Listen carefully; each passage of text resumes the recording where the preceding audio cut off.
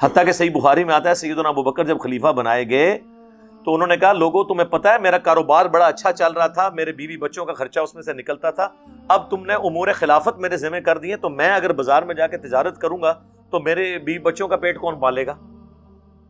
اگر میں پھر خلافت کا کام پھر اگر پیرلل میں کرتا ہوں تو میں تو وہ کام نہیں کر سکتا، تو یا خلافت کی ذمہ داریاں پوری کروں یا میں کاروبار کر لوں۔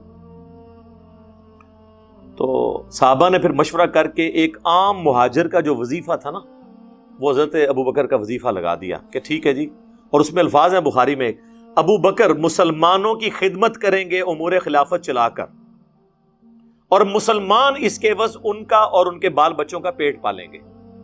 ہائے ہائے یار، خلیفہ وقت اتنی بڑی پوسٹ کے اوپر کیا ہمارا پرائم منسٹر، ہمارے آرمی چیف یا ہمارے ریاستی اداروں کے لوگ اپنے بارے میں یہ جملہ سن سکتے ہیں کہ یہ لوگ پاکستان کی خدمت کریں گے اور پاکستان کی عوام ان کا اور ان کے بیوی بچوں کا پیٹ پالیں گے اپنے ٹیکسز سے؟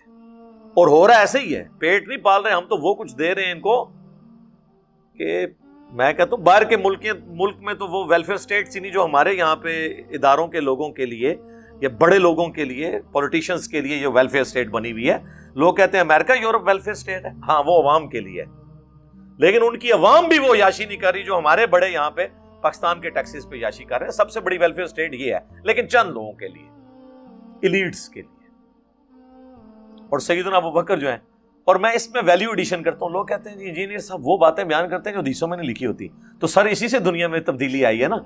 انجینئر صاحب 1400 سال پرانی حدیث پڑھ کے 1400 سال بعد کے جو حالات ہیں ان کی انجینئرنگ بھی ساتھ کرتے ہیں۔ مجھے بتائیں جب سیدنا ابو بکر سے لوگ یہ ان کا وظیفہ مقرر کر رہے تھے اور حضرت ابو بکر یہ کہہ رہے تھے کہ اگر میں امور خلافت چلاؤں گا تو میرے بیوی بچے کہاں سے کھائیں گے، تو کسی نے مشورہ کیوں نہیں کیا کہ حضرت مسلح اٹھائیں، نیچے سونے دیے، کانا ہی کانا؟ ہاں، سنجے سے ٹیلے چکو، جیڑے ٹیلے نو ہاتھ پاؤ سونا ہی سونا۔ تو سرکار تو آڈے جڑا گھوڑا ہے، آپ کا جو گھوڑا ہے اس کے قدموں کی خاک جو اس کے نتنوں میں بیٹھتی ہے اس کو بھی کوئی غوث قطب ابدال بڑے سے بڑا بابا نہیں پہنچ سکتا۔ تو سرکار وہ تو نگاہیں مار کے سونا بنائیں گے درختوں کو، مسلح اٹھائیں گے تو کانے ہوں گی۔ سرکار تسی بھی ایک نگاہ مارو نا، اس زمانے سے کام نہیں سنوندے، یہ نہ ہون ہو سکتے نے، آپ بیچ میں ہوتے رہے کیونکہ میڈیا نہیں تھا، اب کر کے بتائے کوئی، سب کہانیاں بنائی رہی بھائی۔ وہ لوگ ایفرٹ پٹ کرتے تھے، ان کو پتا تھا کہ دنیا میں ایفرٹ ہی تو پٹ کرنی ہے، نگاہ مار کے کچھ ہونا ہوتا تو جنت انعام کس لیے ہوتا؟ کچھ بھی نہیں ہوتا۔ صحیح مسلم میں حدیث ہے، ابو سلمہ جو بنو سلمہ تھے، ایک قبیلے کا نام ہے، وہ مدینہ شریف کے قریب شفٹ ہوئے، نبی الاسلام ایک چوراہے سے گزرے تو وہ لوگ کھڑے تھے، آپ نے کہا کس لیے؟ ان کا یا رسول اللہ ہم دور گاؤں میں رہتے ہیں تو مسجد نبوی تک پہنچتے ہوئے ہمیں کچھ ٹائم لگتا ہے، ہم نے سوچا مدینہ شریف میں ہی شفٹ ہو جائیں تاکہ آپ کے پیچھے نماز پڑھ لیا کریں، اتنی دور سے آنا پڑتا ہے۔ آپ نے فرمایا تم جتنے قدم چل کے آتے تھے اتنی نیکیاں تمہیں ملتی تھی۔ تو انہوں نے حضور کے شہر میں شفٹ ہونے کا ارادہ ترک کر دیا کہ ٹھیک ہے ہم دور سے ہی پیدل چل کے آیا کریں گے تاکہ ہمیں نیکیاں ملیں۔ ہمارا یہ معصومانہ سوال ہے کہ یہ بعد کے جو بزرگ ہیں وہ تو کہتے ہیں جی ایک نماز پڑھتے ہیں مدینہ شریف اڑ کے، دوسری اڑ کے پڑھتے ہیں مکہ شریف، تیسری پڑھتے ہیں بیت المقدس، چوتھی بغداد شریف تے پنجویں اجمیر شریف۔ ہم کہتے ہیں صحابہ کرام تو بےچارے مکان شفٹ کر رہے تھے قریب، ان کو حضور نے کیوں نہیں مشورہ دیا کہ اڑ کے آ جایا کرو؟ کوئی نہیں اڑ سکتا تھا اس زمانے میں۔ اور جب یہ باتیں کرتے ہیں کہتے ہیں جی آپ بزرگوں کی کرامتیں نہیں مانتے۔ او جناب، کرامت تب مانے جب کرامت ثابت ہو۔ اس امت کے حق میں تو اللہ نے کئی معجزے نہیں دیے ہیں جو اگلے انبیاء کو دیے ہیں۔ اس امت کی ڈائنامکس ہی ڈیفرنٹ ہے۔ اگلی امتوں میں لوگ اللہ کو خوش کرنے کے لیے جنگلوں میں راہب بنتے تھے، اس امت کو بالکل الٹ کام بتایا گیا، قتال۔ یہ تو بڑا آسان ہے جا کے جنگلوں میں بیٹھ کے اللہ ہو کرنا، اس امت کی رہبانیت قتال میں رکھی گئی، اس امت کی رہبانیت مسجد میں بیٹھنے میں رکھی گئی، جس کا کلائمیکس رمضان کا 10 دن کا اعتکاف ہوتا ہے۔ اس امت کو معجزہ قرآن دیا گیا، اگلی امتوں کے معجزے ڈیفرنٹ ہوتے تھے۔